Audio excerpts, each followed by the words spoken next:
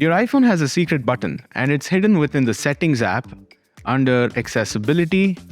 Hidden within Touch at the very end of the screen is something called Back Tap. Clicking that will show you two options, double tap and triple tap, each of which can be mapped to either of these functions. The list is pretty big, ranging from system settings, accessibility shortcuts, scroll gestures, and also Siri shortcuts. Well, for now, I'm going to set double tap at notification center and triple tap to turn on the flashlight.